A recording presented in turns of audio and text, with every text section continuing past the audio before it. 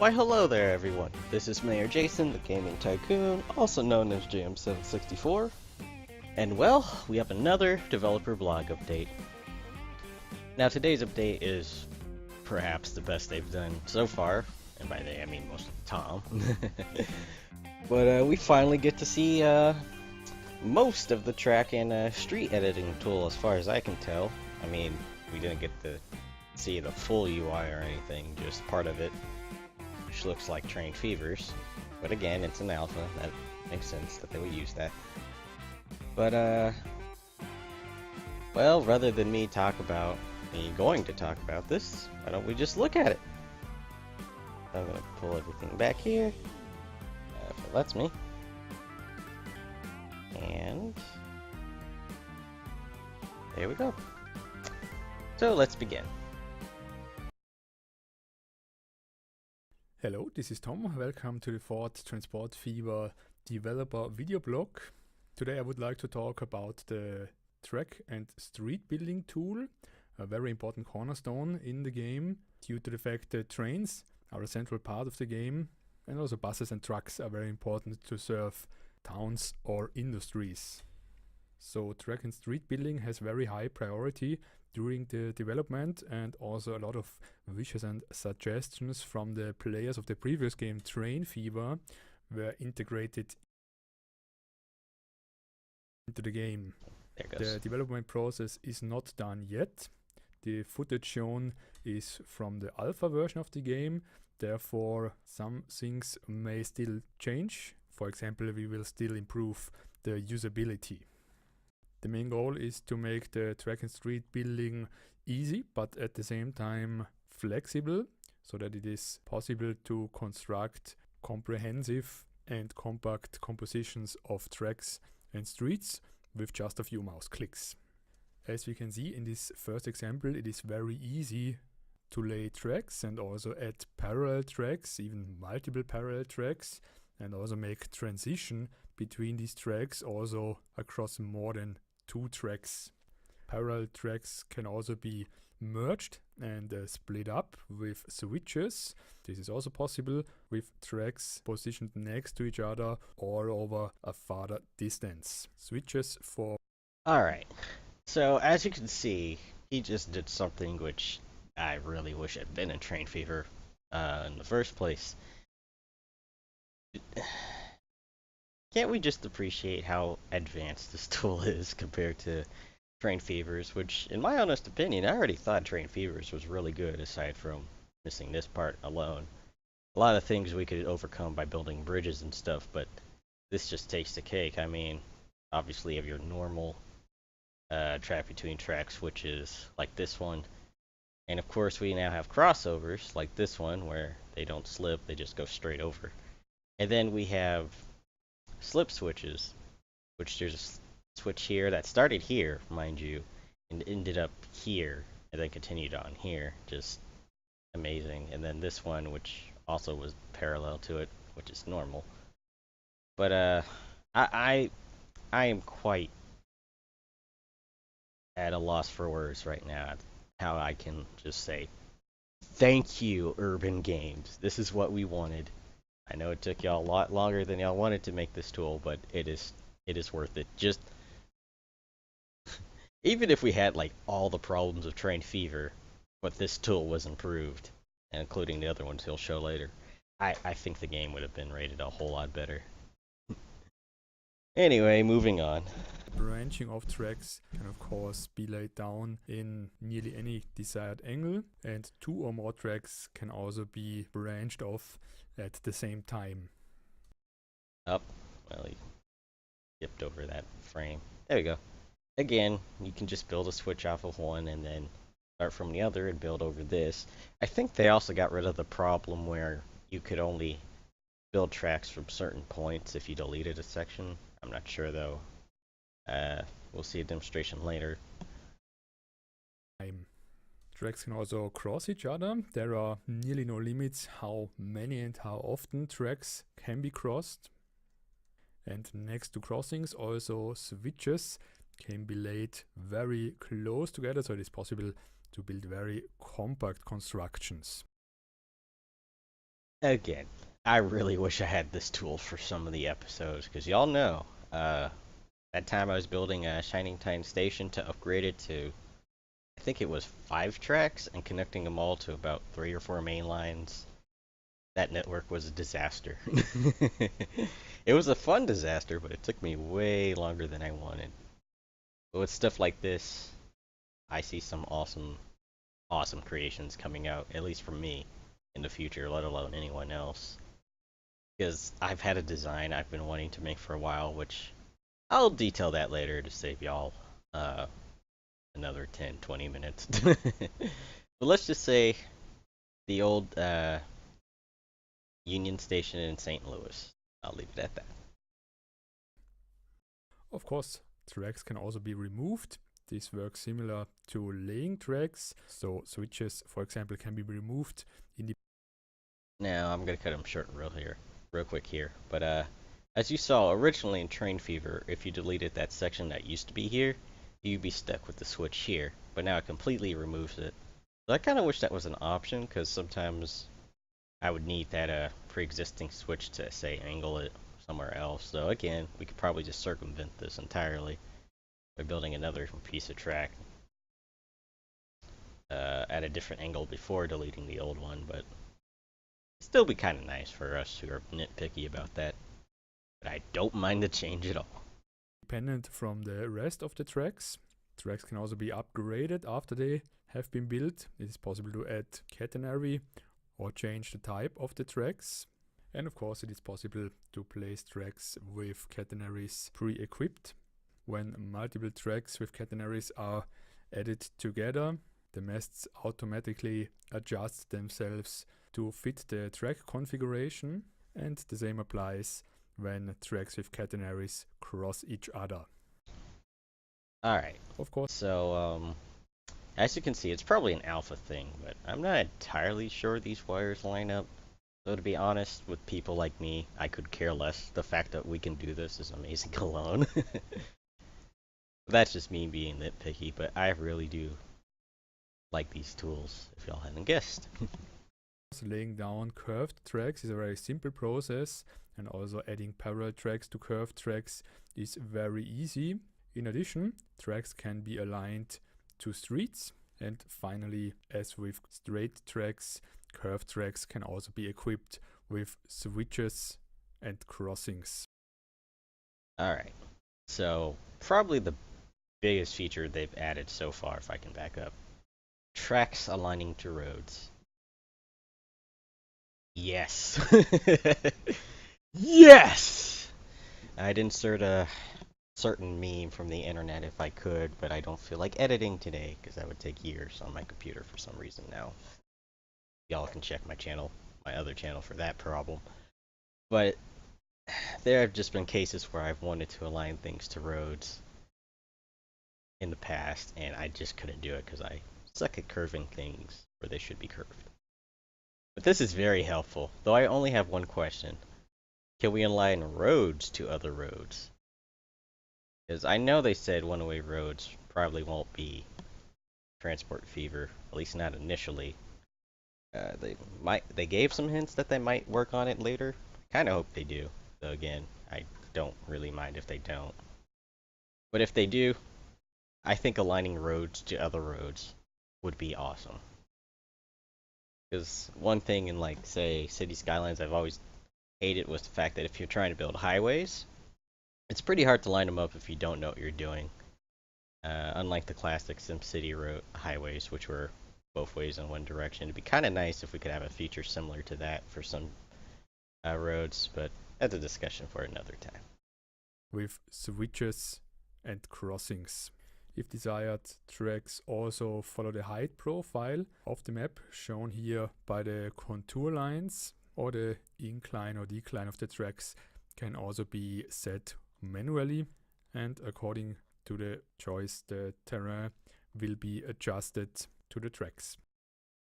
Alright, so from what I noticed here, it looks, keyword looks, like the track elevation alignment tool to the terrain has been greatly improved, because I swear in Train Fever some of these things would just cut massive holes in the side of the hills.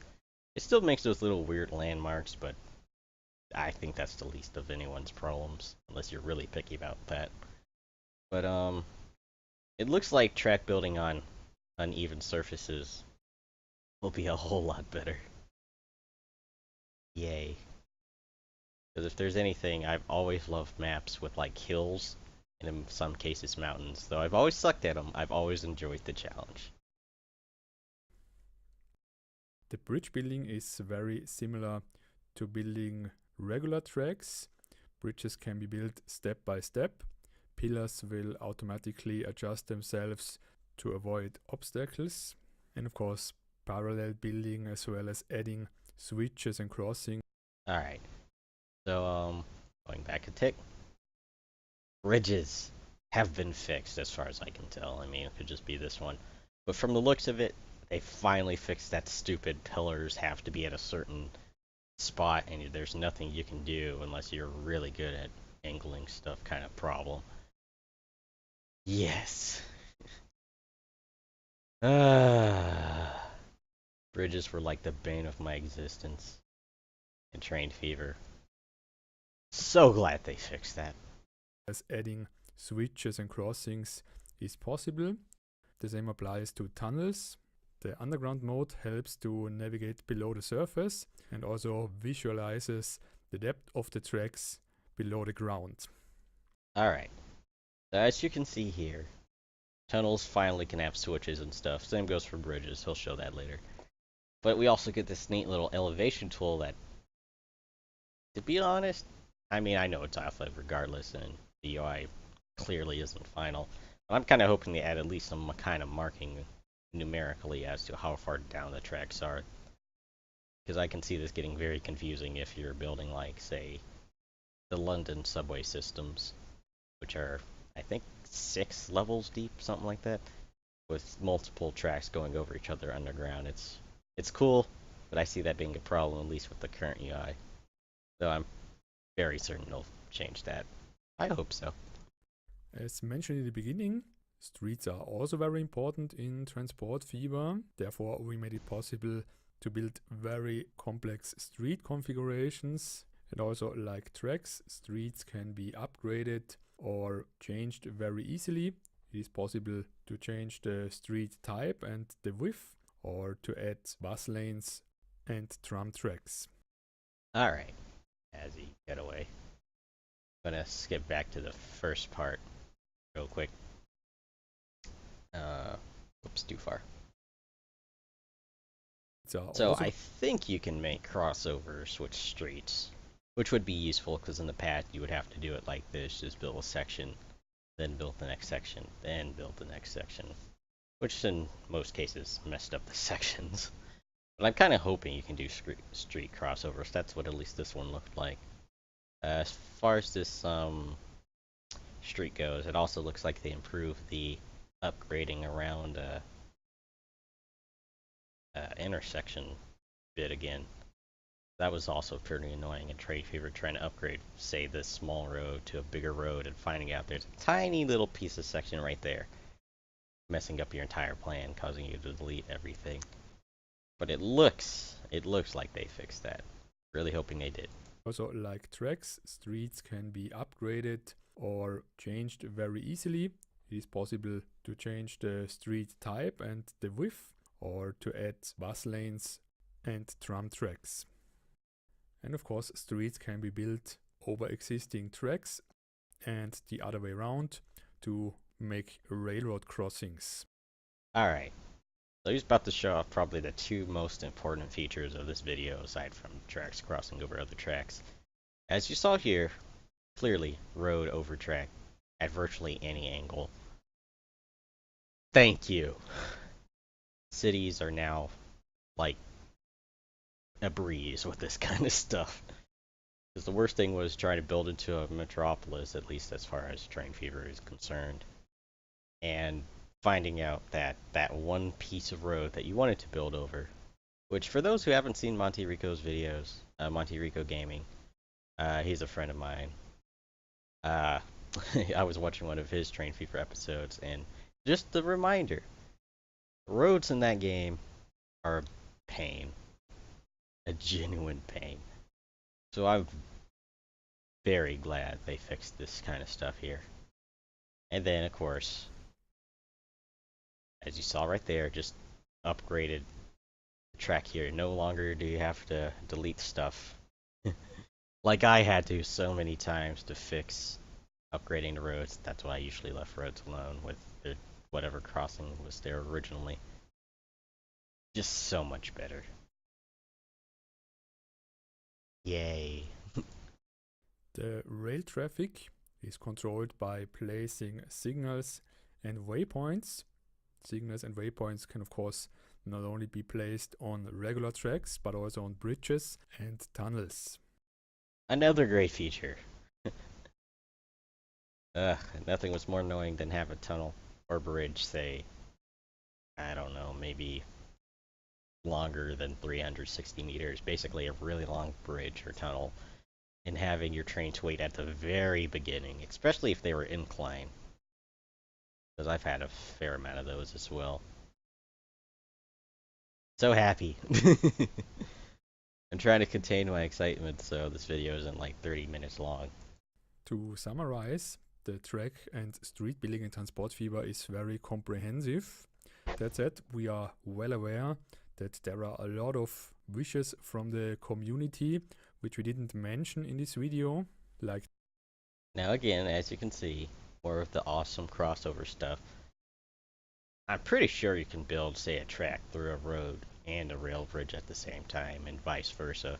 Though he didn't show it off here, I'm pretty sure that's possible. My question is, can we build roads between track crossings like this one, say, either on land or on bridges, tunnels, etc.? That'd be very interesting, if we could. But I like these tools, and again, example of alpha here and here, where these don't quite match up, but to be honest, do they really need to? I don't think so. Double slip switches or a planning tool, so let me emphasize that we will spend as much time as possible to also implement all of these still open wishes. Once again, let me say thank you for all the feedback and interest. I'm very much looking forward to show you more features about the game in the next developer video, and meanwhile, have a good time and see you then. Alright, so I'm going to pause real quick. This is, I think, RE44 if I'm right. Please correct me if I'm wrong. But backing up a bit, do you see how far that mountain is? And also, again, beautiful skybox and everything. I'm very much looking forward. Mute him real quick, even though really shouldn't. But it doesn't look like the clouds move, sadly, but I can live with that. But just that draw distance, so much better. And I'm pretty sure that's a tree right there. Pretty sure. That might be the edge of the map too. But now we're analyzing a bit of different stuff. But it looks like the city is different as well. The water, it's still about the same. But I really do like how this looks, even for alpha. And of course, the ambitious logo right there. Kind of cool if we could logo the other wagons and vehicles as well, like these box cars. But again, just amazing stuff they've done. But I had a lot of fun going over this. I go into more detail, but that would be a bit redundant at this point. But I cannot wait to see what they have. Probably for the week after next, because again, the trend seems to be vehicle list update and then developer blog. Though I'm kind of hoping that they do an I'll turn on the music again just for now. I'm kind of hoping that they update the FAQ again, because it's been a while, and I'm kind of curious as to what questions are going to answer. But until then, this has been Mayor Jason, the Gaming Tycoon, again known as Jam764. And well, I will see you guys next time. Bye everyone.